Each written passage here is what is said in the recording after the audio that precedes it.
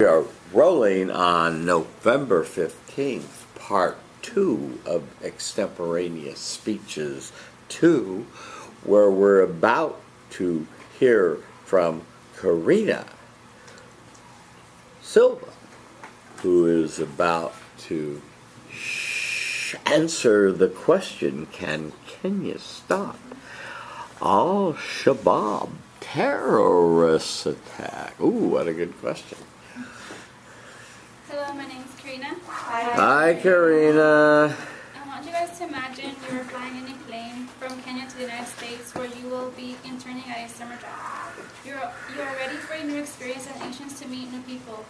Everything in your life begins to feel perfect, and you are beyond excited when all of a sudden you hear a loud boom. And dozens of people yelling out of fright due to what stands before their eyes. There's an armed man riding in the same plane as you, who explicitly states he wants to change the course of the plane. You begin to feel panicked and question what will happen next.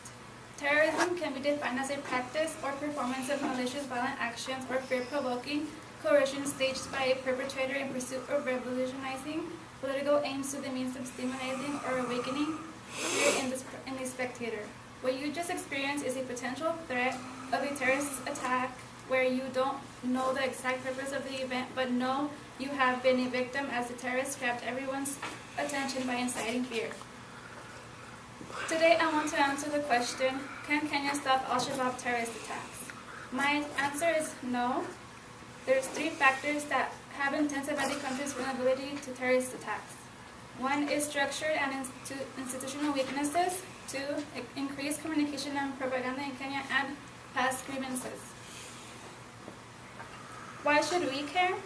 We could quite happily live our rich American lives and never have to worry about poor, vulnerable individuals halfway around the globe. It doesn't affect us at least. At one time, that statement may have been true, but not in recent history. The attacks in the U.S. on September 11, 2001 illustrate that North America is vulnerable to foreign terror plots and organizations such as Al-Shabaab. As a humanitarian society, we should all care. First, let's talk about structural and institutional factors that lead to an increase in terrorism in Kenya. Compared to its geographic proximate states, Kenya has advanced economy and infrastructure which allows for freedom of movement and an abundance of walking targets. Terrorists need resources in order to thrive and successfully achieve their purpose of perpetrating violent acts of fear. Without a stable economy or advanced infrastructure, terrorists wouldn't be able to travel as easy, communicate faster, or access necessary resources, such as airports, hotels, resorts, restaurants, and nightclubs, to bring about violent acts of terror and manipulate their message. In the reading Islamic Radicalization in Kenya, William R. Patterson quotes, Kenya's attractiveness to terrorists is exacerbated by the fact that it also boasts the best infrastructural facilities in the region. It is far easier to operate a cell in Kenya than in any of the Horn countries. Also, Kenya lacks governance in critical institutions that are necessary for a functioning and safe society. Institutions that include, but are not limited to, criminal justice systems, border security, and government corruption. An example where Kenya's poor criminal justice system is evident is the tragic Garissa University College terrorist attack on April 2nd, inciting global outpouring of shock and sympathy as 147 cadavers laid before Kenyans' eyes and thoughts. And here's a picture of family members waiting to see the bodies of the dead. Forests, ill-protected borders help Al-Shabaab target Kenya. Police force is corrupted, and Al-Shabaab members could easily buy visas or passage from officials. In an article provided by Africa News and Analysis, Brian Massetti states that Kenya is in the process of building a wall to prevent acts of terror, but will not be enough to stop and control the ongoing violence. Secondly, an advanced economy and infrastructure means that there is an increase in communication and propaganda circulating among Kenyans, which in turn incites terrorism. The term Al-Shabaab translates to the youth in Arabic. This name perfectly fits an organization that targets or lures in young individuals to commit jihad. How, you may ask? One explanation is through the use and exploitation of communication and circulating media. There can be no terrorism without communication. In the article Terrorism as Theater Analysis and Policy Implications, Cohen descriptively states, terrorist spectacles fit all the major criteria for focality. A focal place, person, or event must be highly visible, must possess some unique features, and must be associated with an easy-to-remember storyline. Media coverage of terrorist events will support all of these qualities. We find also that first movers have focality advantages. Al-Qaeda has become a focal group through its ability to pull off the first large-scale terror attack on American soil. Cohen relates terrorism to theater spectacles where the media promotes the play, written and directed by the terrorist, and displays it to a national audience, placing the terrorist at the center of the limelight. The media warps information about terrorism and only showcases the information that will help terrorists achieve a desired response or behavior from the addressee as the media tends to consciously manipulate the message and purposefully fails to report the objective truth. Media or figures in authority have potential in inciting terrorism as viewer beliefs can be altered and allows for identification of the victim or terrorist by what is being observed or observed through media content. Additionally, media coverage can shape a functioning society and alter their attitudes on a subject and contribute to changing the norms of the person who identifies themselves with what is shown in the media or what is being taught by authority figures in society, such as preachers. Eventually, young individuals may be persuaded into joining Al-Shabaab and committing jihad through the spread of communication. Burma codes, according to BBC News, roughly a quarter of Al-Shabaab's 7,000 to 9,000 forces are Kenyan. Many of them were attracted to Al-Shabaab's high salaries for new recruits, which are reportedly more than 1,000, meaning while the average monthly wage in Kenya is $76. In this scenario, as more and more individuals become aware of Al-Shabaab's relatively high salaries through media, for example, they are more prone to joining and committing jihad. My last and final reason is that past and present grievances exist.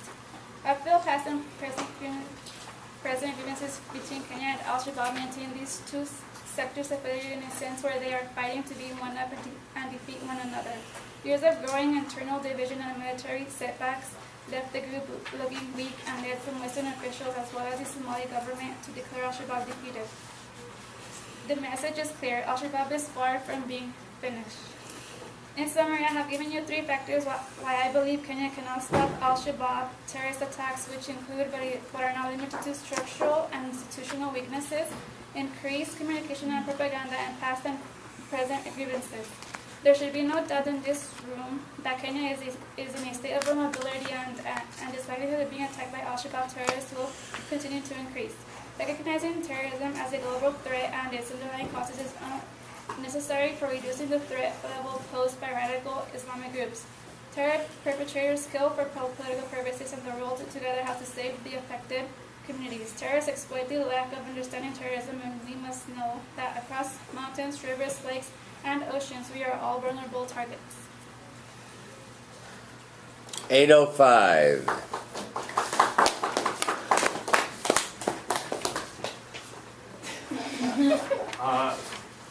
I like Name. Hi, I'm James. Hi, James. Gardner.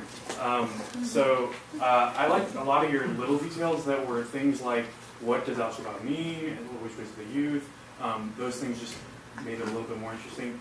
Stuff that can be improved upon.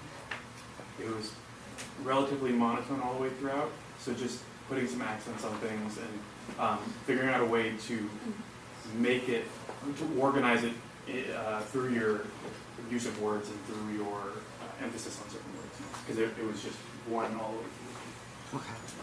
Okay, Shamali. I have one thing to add. I think sometimes... Stand up for Buddha, please. Hello, I'm Shamali. Hi, Shamali.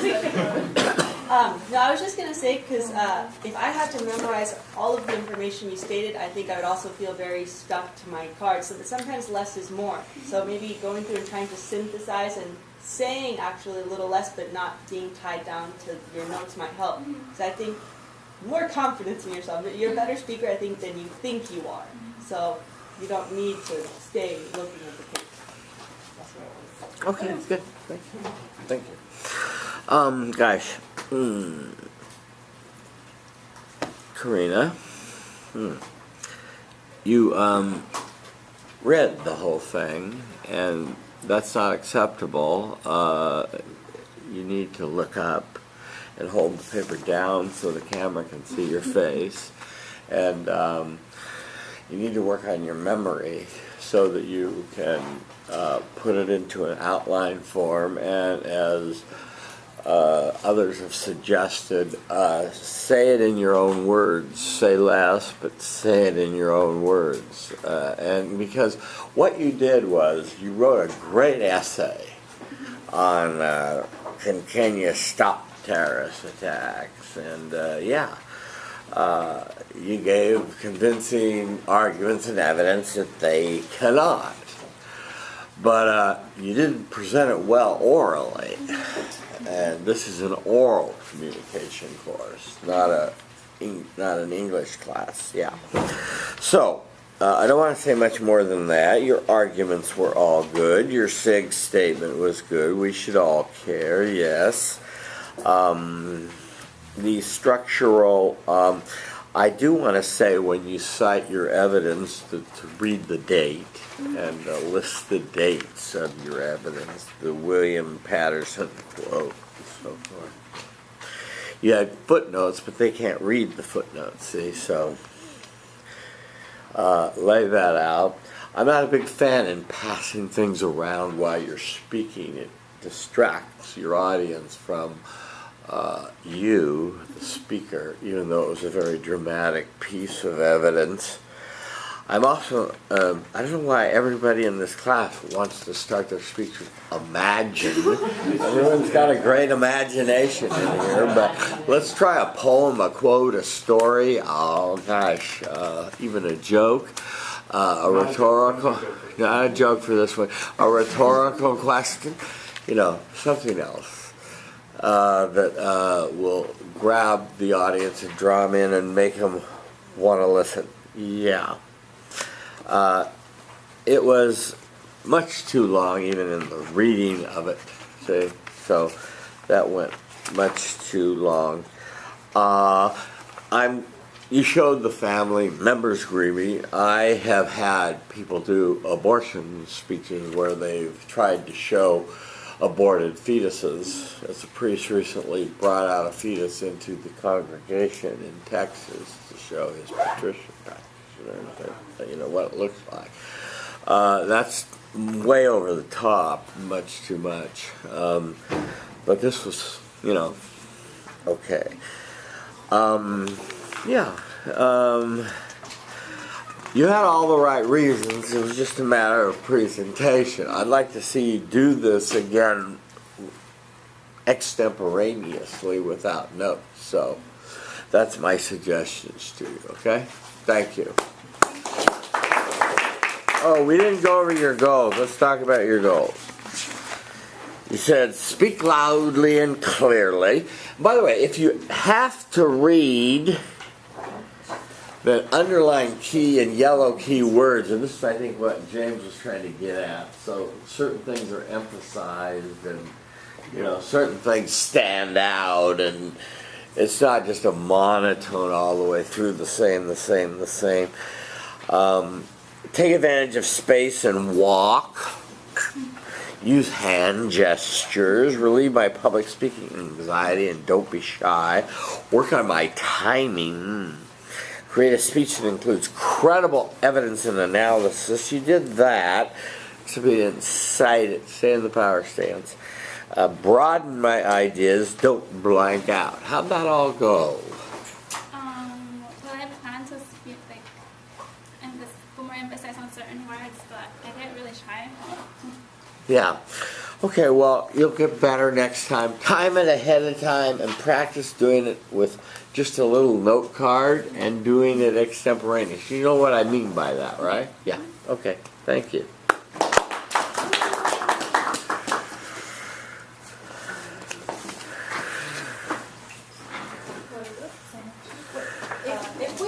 of our own topics for the third Extemp reading, so do you want us to write it in there?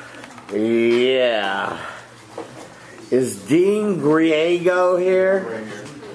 And Ash and Peter. Ash and Peter. There's only 3 left. You're the only one left, right? Okay. I talked to you about the, this was my first speech a few weeks ago, and I had the car troubles.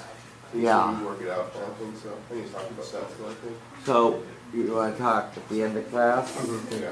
What's your office hours? Yeah. So just to be clear about what's expected from here on out, we have to turn in the outline for the third Extemp speech, even though we're not giving it. Right. And then we start impromptu next week, and then Right. we have the report 10th week with a picture. No, we're having the impromptu Next week. 9th and 10th week. So next week. Yeah. Yeah, 9th and 10th week. So we're all writing a third speech and turning it in. You're all writing a third speech and turning it in. Just like good old Kareena did. She looked like this. Where is good old Kareena? Like that. And that's due just 10th week also. Yeah. So everything is due 10th week. Yes.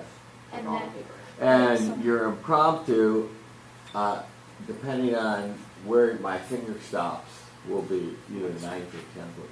So you have to prepare next week. Speech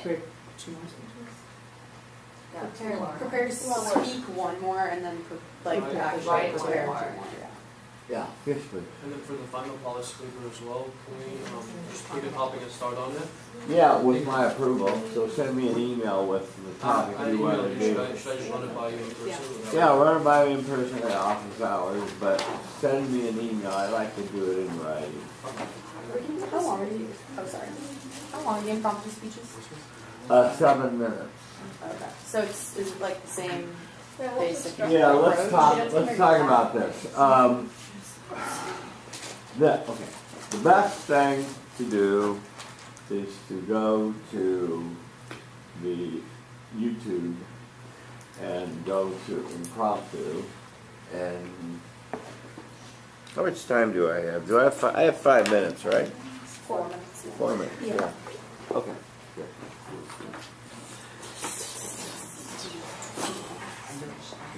Go to YouTube impromptu speeches, and the structure is just so everybody is clear, you have picked a group of 3. I will randomly first call on someone randomly to do their impromptu speech next week, right?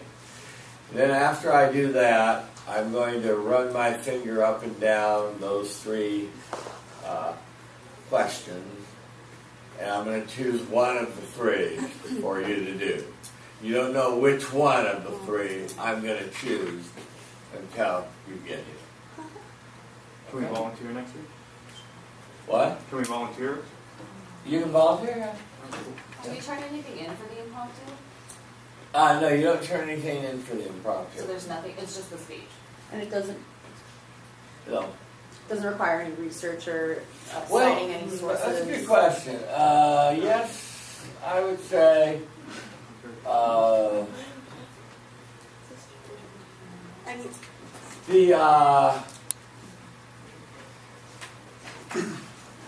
You can go and look who your author is. You can look up if you're unsure of some words in there. You can research that. You can do a Google search and come up with a lot of examples of what you're thinking of. So you can use Google to help you with your associative memories, come up with examples of the position you ultimately take on your quote. So we Yeah. decided I would do that, yeah. How much of a structure do you want us to use? Like follow the same structure as Yeah, Extemp? yeah. Here's how the structure will operate. you're going to get your quote, you're going to stand up there, you're going to have an introduction, which is going to lead you to ask and answer the question, and you're going to say, here's my quote. The only difference is you're going to say, here's what I think it means. Okay? You'll say what I think the quote means, you'll paraphrase it. And here's my position on it. I agree or I disagree with the quote. Okay? And if you agree with the quote, you can say, here's 3 examples of why I agree with it, or here's 3 examples why I disagree with it. And those would be in your main body of your speech. You would still have an intro, a thesis, where you would thesis preview, significant statement, a summary, a conclusion, and a tie back. When the debate team does these, how far in advance do they get the impromptus? They don't. They just get them like on the spot? They get them on the spot, yeah. But, you know, for beginners, that would be Unfair. That'd be fun. unfair. Yeah. Yeah. Wait, what did you ask? How far, like in the real debate stuff, how far do they get in advance? Also on YouTube, there are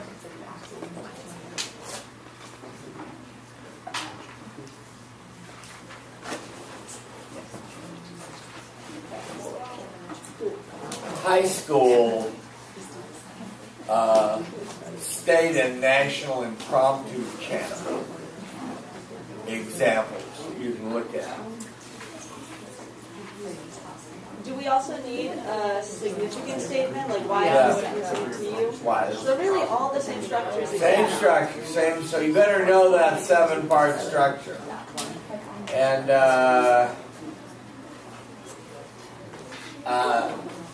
obviously, you can't read this. You know.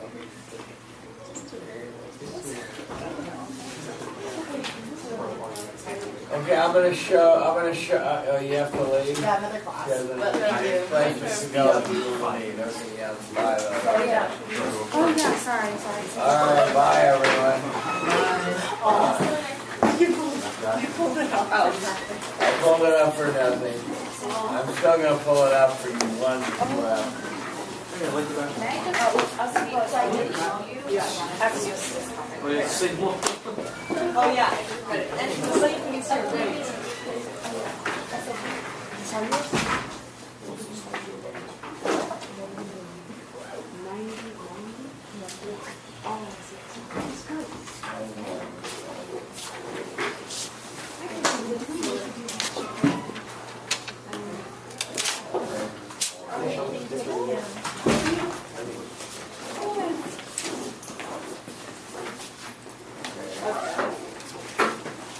Laura, this is story door.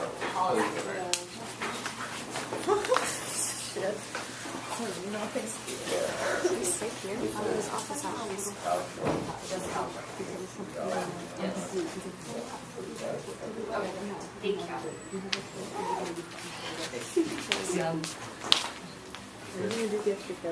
Okay, I'll see you later. Yeah. Yeah. Yeah. Yeah, it has to, because we have to last one. If you do it, let's do it together. Yeah, That would be fun.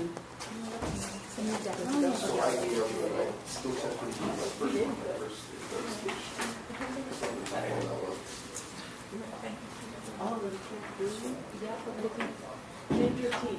Yeah, we're running real behind. I can do it within the second one. You want me to do it?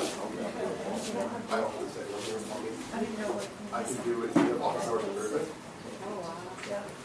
Your coffee's on. Can I do it on office hours? Oh, yeah, thank God. I think that was the longest I've ever had a cough. Yeah, no, it happens to me. I have one. Sometimes I and I'm like coughing and then I fall asleep and I can't stop. Wow. Yeah, it's annoying because then it wakes you up. Like, I had so many restless nights when I was coughing. You're not coughing or sleeping, and you're literally coughing all night. I'm like, fall asleep. Yeah, it's in my sleep at that point. Yeah. Oh, have you started the other thing? Yeah. Okay, yeah.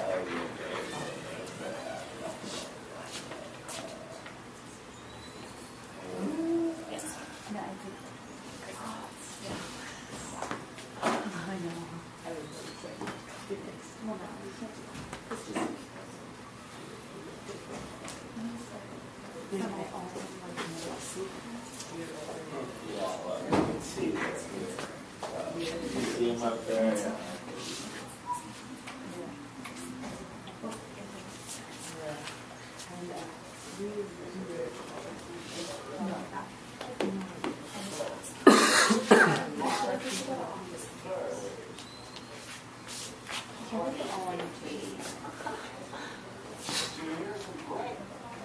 Okay, I'll email everyone a link tonight, 2 links to impromptu speeches to watch.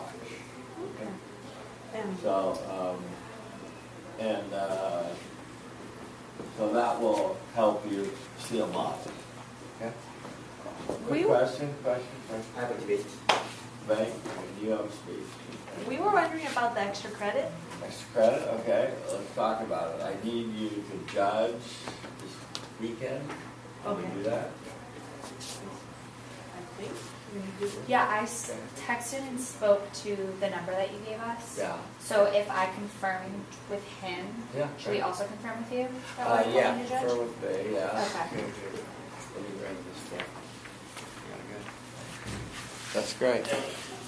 But I'm only able to do Friday, which he said was okay. Perfect, Okay. yeah. Do you know how many hours it is? It's like 8 to 5. 8 a.m. to 5 p.m.? That's a long time. Yeah, it's I have a good sense of humor. How much extra credit is it exactly? Lots. Lots? Yeah, lots. Oh. Can you do, our biggest need is Friday and Sunday is our big need. Friday and Sunday? Yeah, I Friday. could do Sunday. Sunday, okay.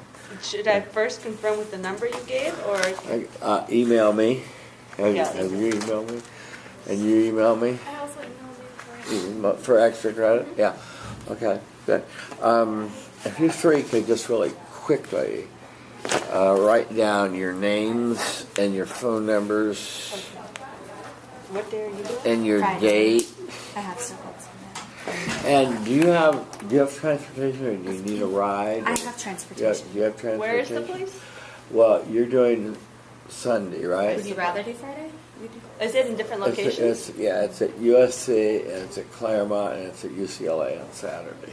UCLA on Saturday? Yeah. Can I do Saturday? Yeah, on Saturday. Yeah, Yeah, of I'll do course. Saturday. Here, I'll start.